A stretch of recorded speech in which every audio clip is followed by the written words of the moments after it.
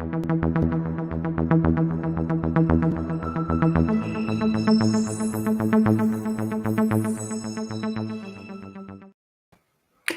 folks, Will Brink here, brinkzone.com.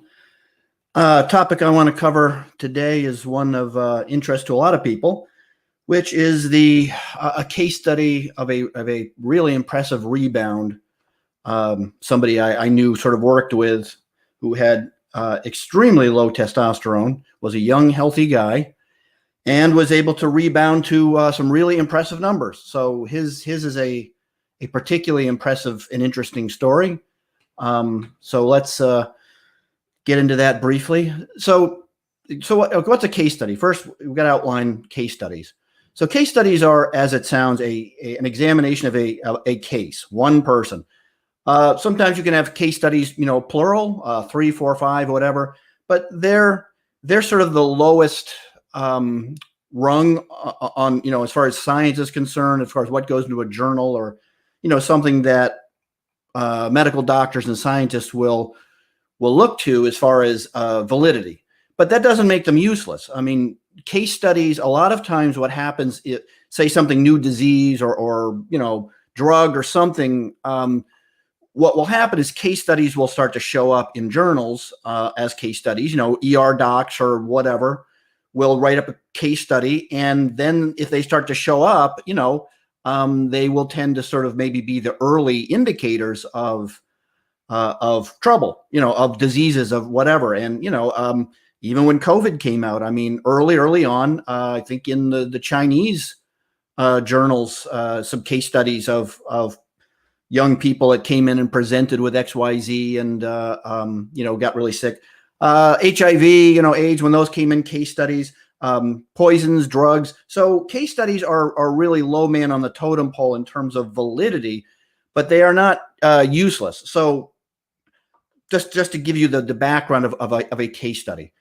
So some years ago, a young guy I knew, mid-20s. He's an older guy, not older, but he's probably in his 40s now.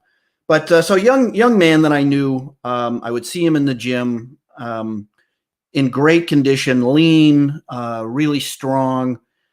But every time, and he was a trainer too, and going to school, and he would he would come to me and we'd talk nutrition and supplements and training, and he would talk to me about how he was trying to. He was very, very focused guy, very smart, a lot of, again, I right away, I saw, a lot of control issues going on there, control freak type stuff. And as time went on, he would open up a little more to me and a little more to me about what was going on in his life. And he would start to talk about, anxiety, depression, loss of libido, getting sick occasionally, some aches and pains, but, and everybody that he talked to besides me would, keep looking always for the physical answer, and which he was always looking for the physical answer. Change his training, change his calories, alter his macros, add in some supplement, everything but drugs. He didn't use any drugs. He used no peds at all. I mean, so, but he would live on ephedrine and caffeine and other stuff. And again, the more that I talked to him, as time went on, I would see from him that he was struggling. And the more that we talked, again, everybody else around him that he talked to, because he was always, inquiring with other trainers and people. We had some really, really smart people in that gym. And so he would sort of bounce around. He's younger, the youngest. Let's call him like the younger guy who would go to us, experienced guys and ask questions. And every one of them, everybody else he talked to would, again, just sort of keep looking at the physical cure, answer to his issues. And again, as I talk to him more and more, because I'm very in tune with things more relating to not just the physical, but the psychological, psychogenic issues. And when he started to tell me that of the anxiety and the depression and the the real loss of libido, and that's a hard thing for even for men to talk to each other about that kind of thing, unless you're like close friends. But for a younger guy who's in great shape, who should be at the peak of his his sexual interest, to come to somebody like me, who's just a friend in the gym, and admit that, obviously meant he's really asking for assistance. And so I told him that, first steps, I said, again, when I talk to people like that and I get a sense that they're struggling, I will gently but firmly keep bringing up the same thing, that are you dealing with a lot of stress? What's going on in your life? Have you ever talked to a professional? And I'll just very, very softly, but I will be firm and persistent about that, because I want this to percolate into their mind, that the physical aspects, the physical cures, the stuff that maybe just isn't the problem. And from what I was gathering, this was what I was getting, and I wasn't getting all the information, because once I did, then I felt like I had a lock. But I've always been very, very attuned and interested in psychological aspects. They are just as important as anything else you're going to do for your success and your failures. When I had a private training business in the 90s and had a lot of clients, I had two psychologists, cards. One was a woman who specialized in eating disorders, and one was a man who just a general psychologist who dealt with things. But again, when I got to know the person, if I felt that they would benefit from something like that, and I'm not a professional, I would gently but firmly, once they got to know me and trust me, I routinely would give them a card and to have them follow up. And I never bother them about it. That's not some of the kind of thing that you pester people about. You never lecture them. You just hand them something. You make it clear that's an option, and you leave it to them to follow up on. So as time went by, he started to talk a little more to me. So this case study, which I did write up, so let's bring in this article, and I will post it below. It's a full article that goes through everything. So don't worry if there's any missing pieces, or you feel like I'm leaving something out. Let me bring this in. All right, so here we go, and we're going to get a little bit of his background.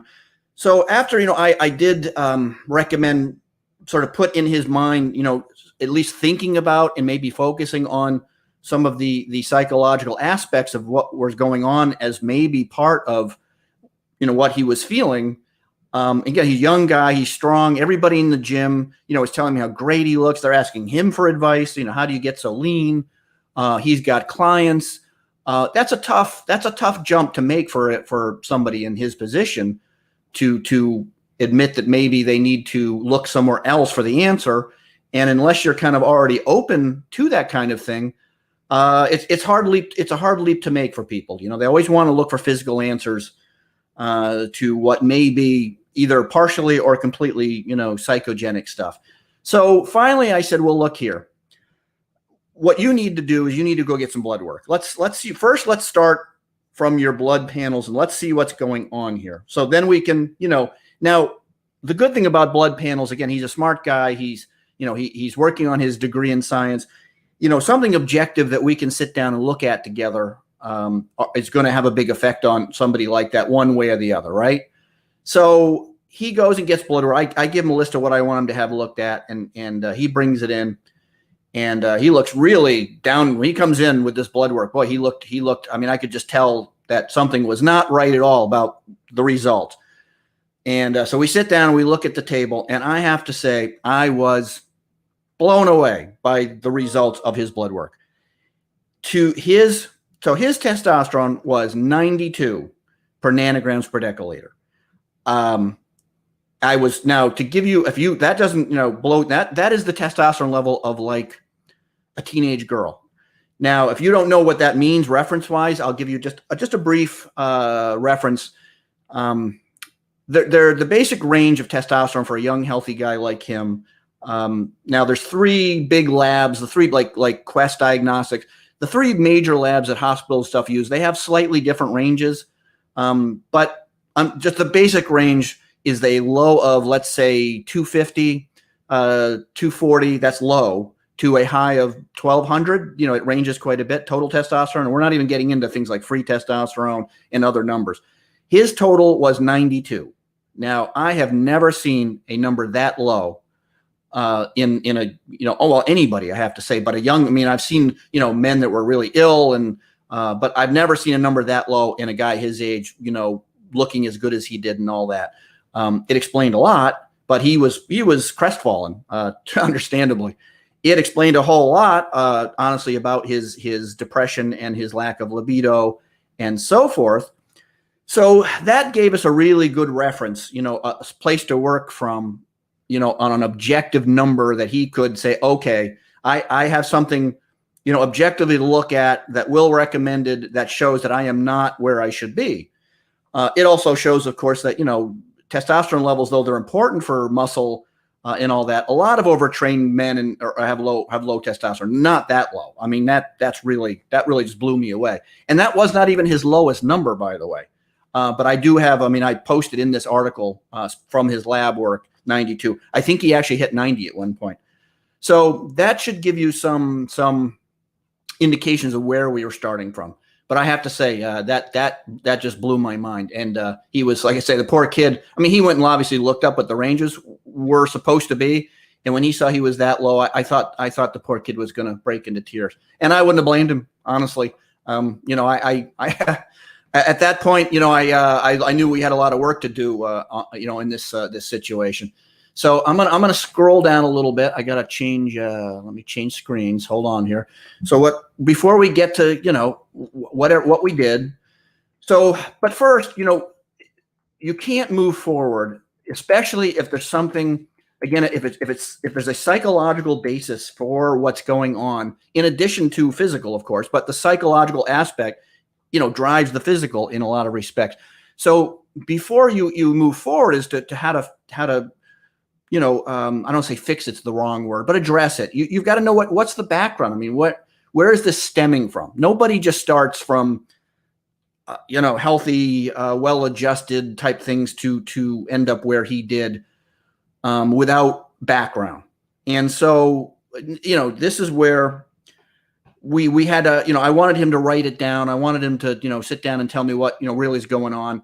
And so when he was a younger guy, here's background. You see in the article, and I'm going to go, I've got one screen open. So forgive me if I kind of got to jump back and forth a little bit to see, if people are commenting and all that. So what I'm going to do is I'm going to look in the comments box and go back and forth. So let's go back a little bit. Before we go forward, we got to go back and just discuss his background a little bit. So as a younger guy, as a teenager, he struggled with weight and body image issues growing up, which got worse over time. He struggled a bit with some disordered eating, which is, I think a lot of people, that's a term that a lot of people aren't that familiar with. I think a lot of people know things like bulimia or anorexia or whatever, but a term that's sort of become a little more common, which a lot of people, can identify as it's just called disordered eating. And disordered eating is what it sounds like, sort of compulsively, eating just to soothe yourself, then going through dieting, and then, going back and forth. And it's very compulsive and it's stressful. It causes a lot of anxiety in people, his struggles, body image were reinforced by the family environment. I think he got, so it was difficult, home life, and his mother, I think, gave him some trouble. He had vicious cycles established where comments by family, coaches, etc., regarding his weight resulted in cycles of sadness and anxiety, followed by eating binges and so on and so forth.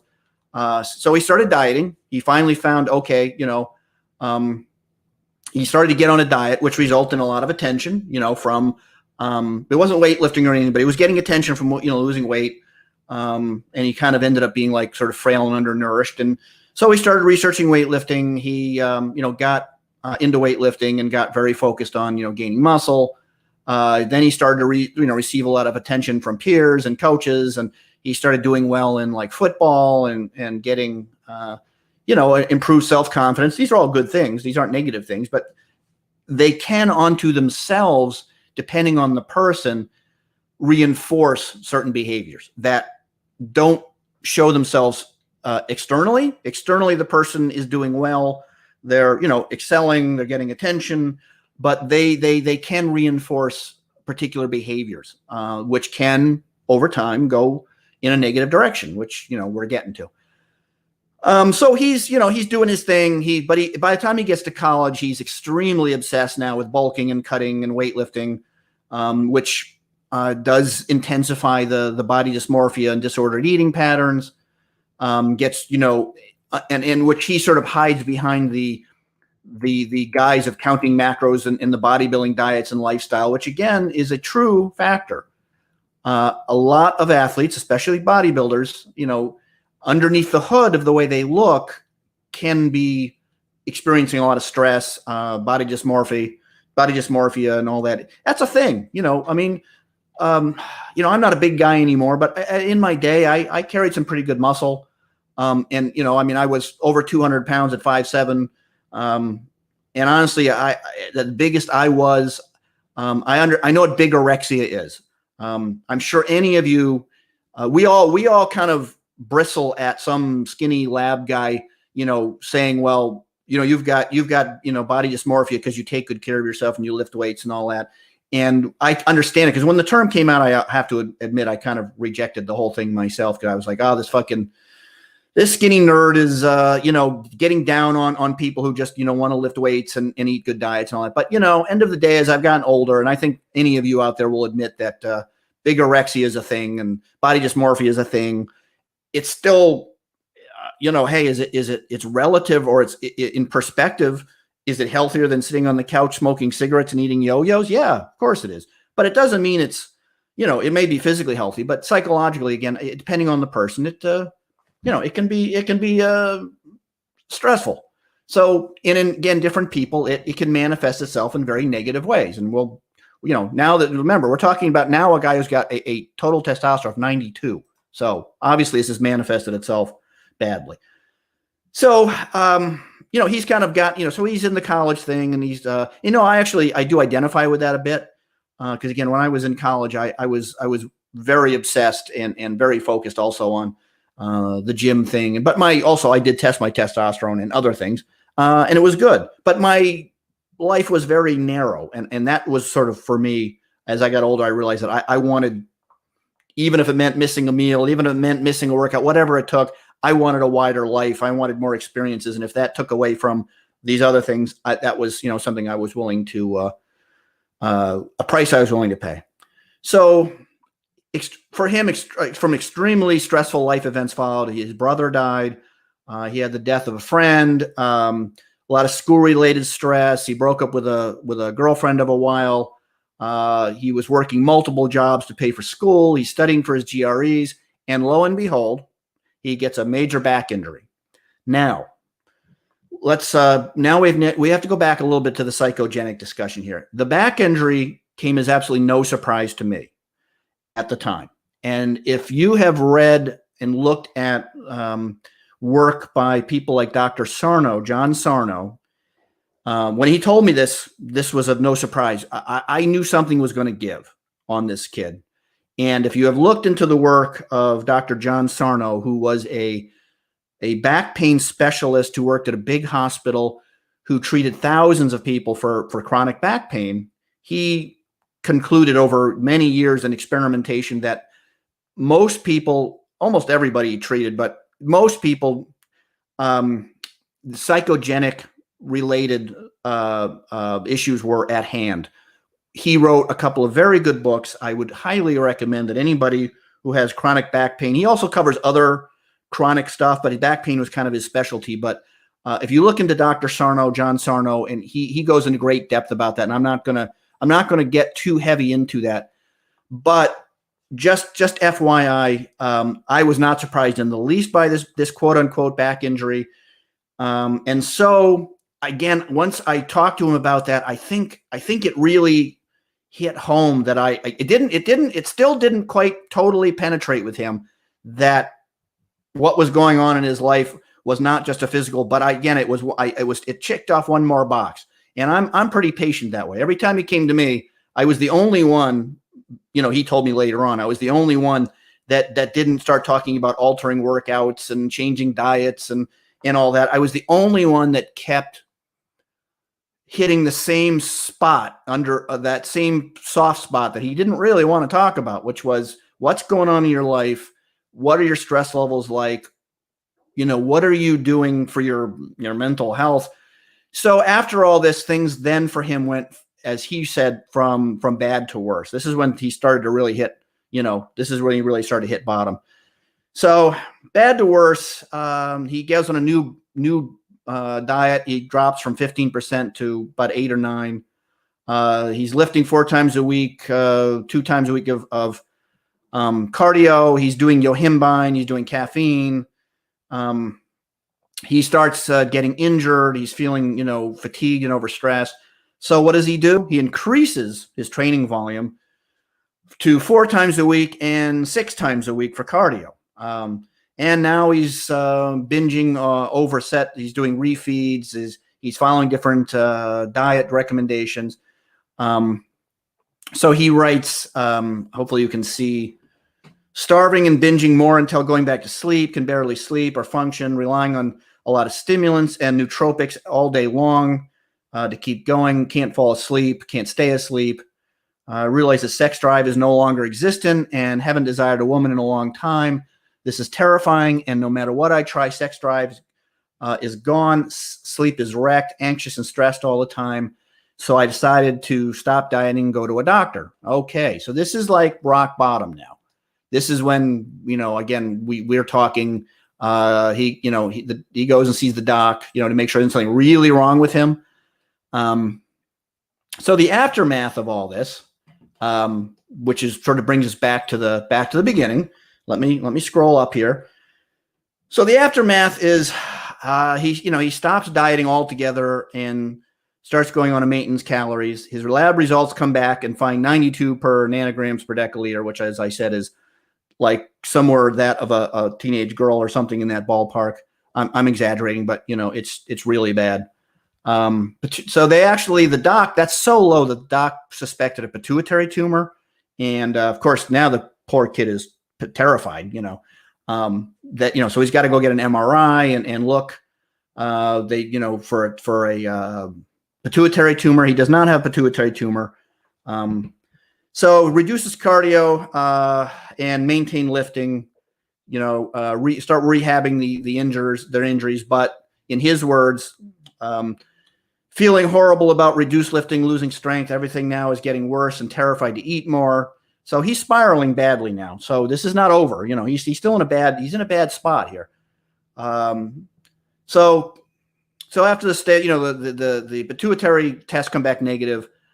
He's just, he realized he's just been dieting too long and focusing on recovery. So he says in his own words, this was the wake-up call and moment for me. I knew I had to take steps to recover fully. Unfortunately, during this time period, struggling a lot with binging, nighttime eating, insatiable hunger, insomnia, sexual dysfunction, ridiculous fatigue, GI problems, constipation, anxiety, depression, OCD, ruminants, was a very dark, difficult time for me before I was able to break free of it. So this is not a fun place, man.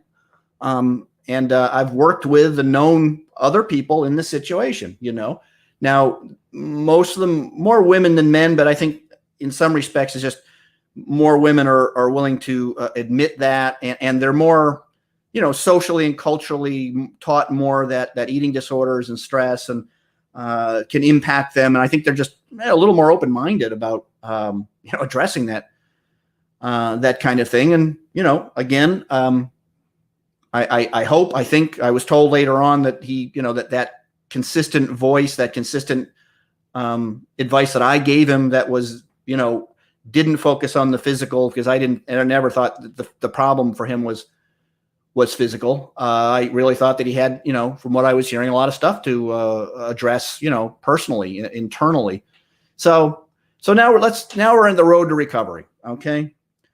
So here's what happened to basic road to recovery. Started eating sufficient calories, no cardio. And I told him that even before, when he was really lean and we were talking about how he wanted to get back. He would, pull up his shirt and show me this little spot of fat and say, I just want to get rid of this, Will. And I'd look at him. He's like 22 years old. He's in great shape. And I'm like, dude, Is this going to make you happy if you get rid of that little spot, that little love, whatever he had, because that's what he was chasing. He's chasing satisfaction. He feels like when he's looking for perfection, and you all know what you all know what I'm talking about now. I know you do. He's chasing perfection because that somewhere in his mind, if he can just get there, he'll be happy. And people in that situation will never be happy. There will never be that spot that you get to where you're really satisfied, which I think is also how and why women especially, but men too, but go past, they might even get to that spot and they're still not happy. And then you're on to plastic surgeries, which go on and on and on. And, you go down a bad rabbit hole if you don't realize that, their happiness just isn't going to come from hitting that magic spot of body fat, getting rid of that little love handle, having the bestest puffy lips or whatever. So, road to recovery. No cardio, which I told him, advise him from day one, just get rid of the stupid cardio. Slowly, very slowly raising training volume, in his own words, as opposed to overtraining of the past, getting sleep, reducing stimulants, stopped fasting. He kept fasting, which was driving me crazy. I'm not a fan. Especially, again, if you're a young guy in great shape who's trying to put muscle on. Started to eat a varied diet, which sounds simple, but again, he was on that super control freak thing where he was eating exactly, 4 ounces of chicken and 3 ounces of broccoli and, that type of thing where, you got to break out of that. Regular meals and snacks, raised fats. He was trying, he's on the low fat thing. Obtaining most fat from monounsaturated. Now this is where things get, now notice these are all physical things. These are not psychological approaches. And this is, people want to jump over this, but, regular meditation, regular social activities not related to food and exercise. Repeat this. Social activities not related to food and exercise. More sexual activity, intimacy, dating despite sexual dysfunction. That's also very important because you remember you can have intimacy without sexual. What am I thinking? Why did I just blanked on the word? Of course, I was going to say discourse. Of course, it's not discourse. Anyway, you can have intimacy without intercourse, and so he learned that. And the girlfriend he was with was very patient and understanding. And you can now go in that route and not be so full of stress because again, young men especially, but young men especially, for them, if you can't have intercourse or you're not going to have intercourse, it causes a tremendous amount of anxiety, of course, and it just ruins the whole thing. If you can get past that, what happens is it tends to be self-correcting. You don't stress about it and it goes away. So I have a whole other story about that. So in his own words, the mental and psychological components were as critical as the physical components, in my opinion, as I consider them very much interrelated. And I knew if I didn't address the psychological component, I wouldn't get better. Now, don't brush over what I just said. If you're, I know it's easy to just overlook that and go back to the other stuff, but that was as important as anything he was going to do. And he said, finally, most of all, patience, lots of patience, trust, faith, self-acceptance, love, and stoicism.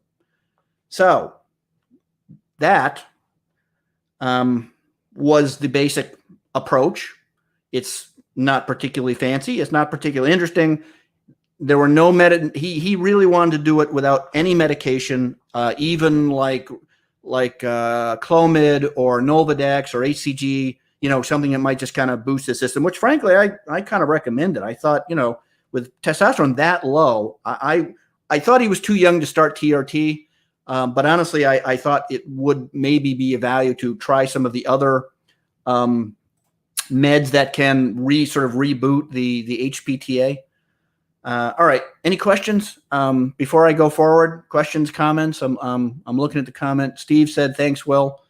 You're welcome, Steve. Hopefully this is useful info. We will finish with the follow-up on this young gentleman and what his results were when we retested his testosterone, which I think is as low as his numbers were as shocking as his rebound numbers were to me anyway.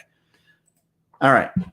So today in his own words, and this was a few years ago, and we're going to get to where he is today in 2021. This was a so. So he says that I'm glad I approached. Glad this happened because it made me caused me to change how I operated and approached life. It forced me to challenge my perfectionism. You know what that feels like. OCD, anxiety, depressive tendencies, my coping skills, my struggles with my body image and overachieving, and a variety of insecurities. I embraced CBT and mindfulness meditation. That's a big one. If you don't know about or have looked into specifically mindful meditation, that's a whole other topic, but that one is probably the most useful and healing, I think, for a lot of people in today's world. Mindful and worked hard to face my fears, both on my own and with a professional. So, working with a professional to really, get into this stuff and work on the mental aspects and the disorder eating and the insecurities and all the rest of it. So my training is actually high frequency volume now, but I consume around 3,300 to 3,500 calories on training days at a body weight of 190 to 195 and approximately 12 to 15% body fat. So things are better all over. I will also tell you this kid is really strong. Pound for pound, I see videos of him now in the gym, and he is really strong. Let's see. Recently squatted 450, bench 315, deadlifted 555, injury free, and he's stronger than that now. And we're talking like, say, body weight of like 190. And free and with testosterone of, here it is, 670 to 800. So sex, anxiety, depression symptoms all resolved, feeling better than ever. So he wrote, when I was diagnosed with hypogonadism, I had a test at 92 following a series of tragedies, bouts with eating disorders, severe overtaxing of my body and mind. So his rebound went up to almost 800. Now, I have to say that I was, as stunned as I was by how low it was, I was really surprised and impressed by how that level of rebound that he experienced, because a lot of times, depending on how long you do it, the damage to your HPTA when you're that low, I knew he'd have a rebound. I mean, I had no guess, no qualms, no surprise that he was going to have a rebound. I expected him to rebound. I expected him to rebound probably in the 500 to 600 range, maybe 400 to 500. Just considering again what he had done to himself. That his rebound was that high was, again, so impressive and so inspiring. I'm actually getting a little choked up. All right, give me a second. All right, it's actually kind of fresh to me. I was just so inspired by this and happy for him, because wow, that's quite a rebound. And I was expecting that. So, in his own words, which you can go read all this. Remember, I'm just giving you the cliff notes, so don't worry if you're missing some of this. This will all be linked, below the video. So where is he now? Here, it only gets better. So this was a few years ago that he wrote all this. So what happens is he ended up finishing his degrees. In this day and age now, he is actually the director of a major program that deals with eating disorders and body dysmorphic disorders and stuff in athletes at a very prestigious facility. I don't think he'd mind my saying who he is. Actually, a few years ago, he said, feel free to do that. His name is Matt. I believe I haven't actually checked lately. I haven't talked to him in a while because I moved to Florida. But he ended up, I think, at McLean's, which is, of course, a famous place for eating disorders. So here's a guy who goes from what he did and what he experienced to not just bringing back his own health and system and happiness, but he went on to be the director of a specific program for athletes in a similar predicament that he was in. So imagine, of course, that at least he's been there and done that. So nobody can come in and give him the spiel or the look or the whatever that, he doesn't know what it's like to be in that situation. And I know for anybody that has had to see a professional about anything, psychologically speaking, that it can be, of course, whether it's PTSD as a soldier or, and of course, PTSD is not unique to soldiers. It's just most common in soldiers for obvious reasons, but lots of people suffer PTSD and you don't have to be a soldier. But for people with any psychological issues that they need to address, it's obviously can be difficult to do that with somebody that you feel has never been there.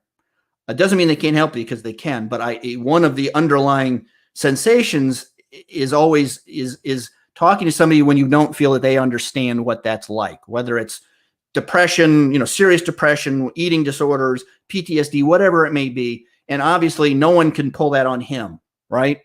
And so that's the upshot of the happy ending to this story, because we don't get a lot of happy stories these days, do we? Is that he has ended up, like I say, being the running a very prestigious program for athletes with similar issues, and that's pretty much the upshot to the story. So I guess I don't have anything else to say. I just think it's a wonderful story. It's the most dramatic rebound I have personally seen without any medications, and someone who went that low to that high. But obviously the physical aspects were, of course, what he needed to do. But as he admitted himself, he was never going to be able to make that transition and keep it if he did not address those psychological aspects, starting from the background, because that's where it all starts, and then it leads to where it goes. And we all have our journey to maybe how we get out of those things and get past it. Everybody has what might work for them. I do have several other people on my on Brink Zone. One of them, her name was Sohee Lee, and she's also gone on to be a very well-known fitness writer. But she has her story on Brink Zone about how I think it was the first article she'd ever posted. But anyway, her whole story was about how she was severely anorexic, and how she got her way out of that, which is a really great story, also, which you can find on Brink Zone. I'm going to mess up this your name, Dragolub. Dragolub. I don't. Is that Polish or Russian? Anyway, so he's saying great story, but such an increase. There must be something more to it. No, there was not anything more to it. So that is a fact, which I can tell you is a fact because I worked on his blood work and his nutrition and everything else. Steve asked, did Bill Phillips get the vaccine before he got COVID? No. As far as I know, Steve, the answer is no. Serbian. Okay. Thank you. Sorry about that. No, Bill didn't, as far as I know, did not have it, but he did have COVID before, about a year ago, when it came out, which of course, somewhat understandably, but he felt that, okay, I've already had it. Again, he's a younger guy. He's in good shape. He's already had it, which is the alpha variety. And, basically assumed that he was fine. And I do understand Bill's position there. I can't really blame him.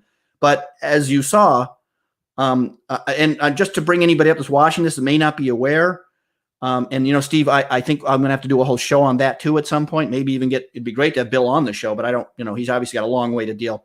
But for those that are not aware, Bill Phillips, the very well-known Bill Phillips, who owned EAS, published Muscle Media, wrote Body for Life, very famous guy, almost died from COVID. Really almost died. Like his family was coming to say goodbye type, almost died. Spent 30 plus days in a medically induced coma, and has got a long, long rehab in front of him to ever be, if he's ever the same again. So to answer your question, Bill, he did not, as far as I know, have the vaccine. If you notice, if you look at, he is now telling people, don't be like me, get the damn vaccine. In his case, just FYI, what they recommend is if you've had COVID in the past, it's worth getting at least one shot of the 2-shot protocol. That combination should bring you up to about somebody who never had COVID and got 2 shots. That seems to be the recommendation. But it should be, I think a lot of people who have had COVID before, and I know several people like Bill, I don't know anyone that got as sick as Bill, but I know multiple other people who had COVID a year ago think that they had natural immunity to the new variant, and they did not. They got very sick. 2 of them ended up in the hospital. Not as sick as Bill, but very sick. So prior exposure to the alpha variant does not appear to give you great resistance, natural resistance to Delta. Okay. It's as clear as I can make it. But the vaccines do, so far, the data shows they are quite effective in protecting you from serious illness and hospitalizations from all the variants. So take that to heart and don't end up like poor Bill, people. All right. So change of topic, but I think it was a good change of topic, Steve. And if anybody else, anything else to add, comments, questions, I'll let me get rid of this article out of here. So it's just me. So there you go. That's the story. A case study from it was a buddy of mine who, like I say, has gone on to do great things for other people, has given back to his community and helping other people that in the situation he was in. And that's just like the best, that's like the best thing that can happen, right? And he's gone on to be like a really successful, happy guy. And if I played some small part in that, I'm a happy guy. All right, y'all. Been 40 minutes, so I'm gonna jump. And next time I'm gonna try to have another guest. I will probably intersperse some of my own stuff with guests. I got a bunch of guests I will have on here. Steve said I was battling something for about 3 months. Got the J&J. 5 days later, felt better. Good deal, Steve. So it sounds like you've done the right thing. And of course, follow my article on how to, other things to use and take to prepare your immune system for the possible battle. All right. So that's Will Brink out, of course. As you all are aware, seeing my little ticker tape under here. This is brought to you by Alpha Joe. So check out my new product, Alpha Joe, and tastes good, feels good, it's good for you. I call that the trifecta of a win. All right, y'all. Ciao.